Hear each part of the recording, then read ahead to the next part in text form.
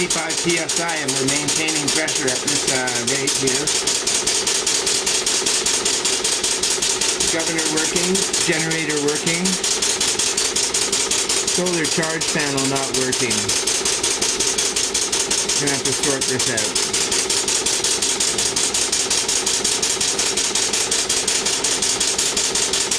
But there's the light there.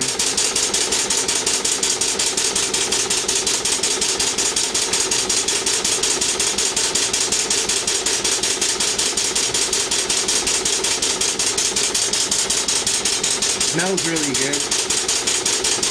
I'm down to 20 psi now.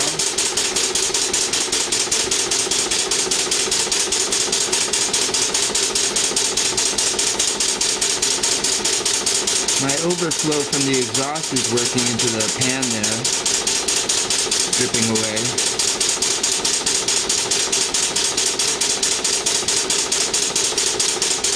And we're at 24 psi right now. Turn on the lights again here.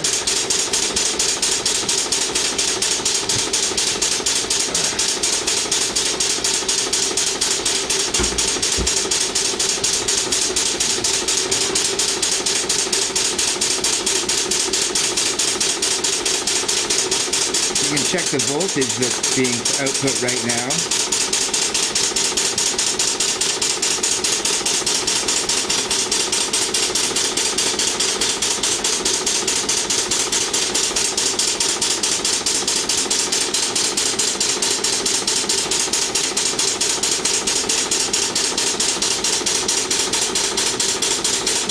4.6 volts. We'll shut it off at 20 psi and build up some steam here. Working in the engine, maybe tighten down a few of the bearing blocks as they're getting worked in now.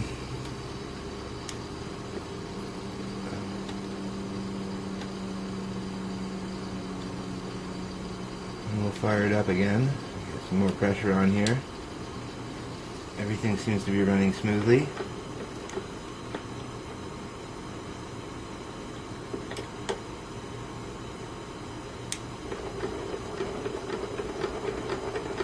The dynamo is working very well. It's a 1920s dynamo from Markland. One of the smaller cast versions, but it's putting out quite a bit of power, so I'm pretty happy with that. Now, in a cabin scenario, you might wire up all these little LEDs throughout your cabin and then run this in the living room or off the wood-burning stove, and you'd be able to light up your house while you were running the steam engine, and even this small dynamo could actually light a room, I think, with this. And I might actually string a bunch of LEDs up and see how much light we can actually generate with this. And then when we get the Cirrus running, I have a 35 amp alternator coming.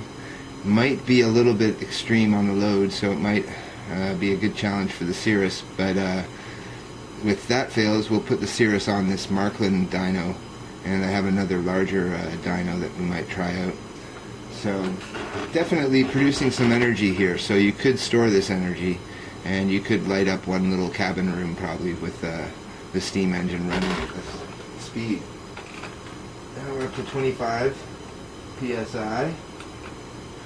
We're going to let it get up to 30 and see if we can maintain this electricity for a little while. And the camera will be our recording instrument for that, so when the counter hits a certain point and the engine starts, you'll know that we're producing electricity. Now, if you had two of these dynos hooked up in parallel, you might be able to get even better output. But I would definitely disconnect the governor, because the governor takes quite a bit of effort to turn, as well as the mechanics involved in it. There's a lot of moving parts that are draining energy out of the system. So, here we go. Starting quite easily. I put some Teflon packing in the valve rod, but I think I might have to still use that graphite yarn.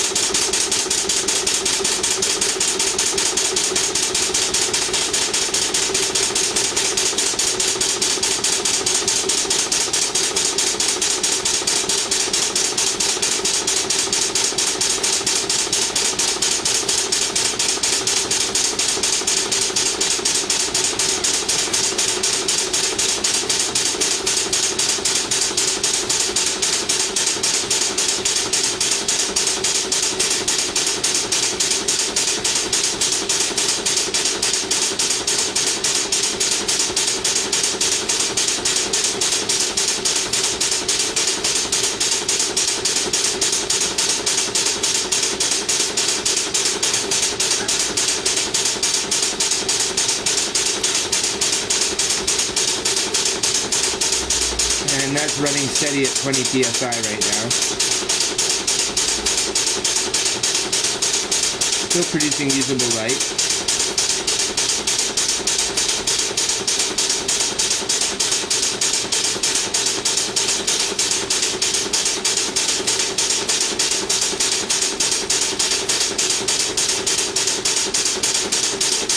Turned it up there a bit.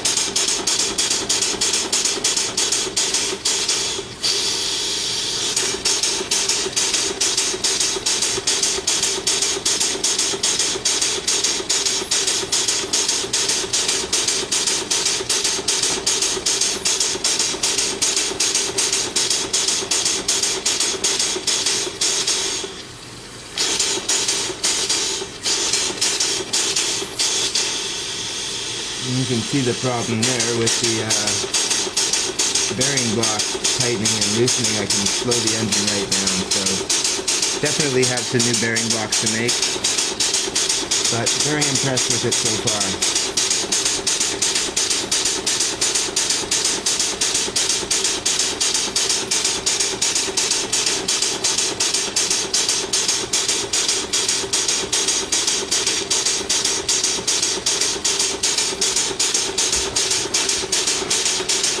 Holding at 20 psi, but the light is flashing now, as you can notice.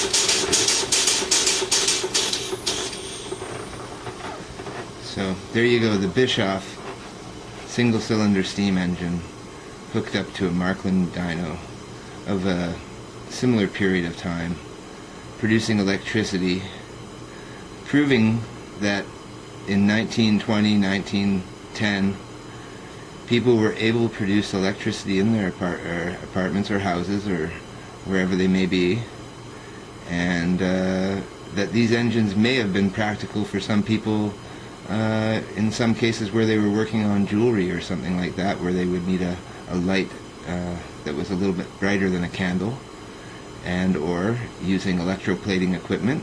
You could probably electroplate with this very lightly, but you would be able to do some kind of plating.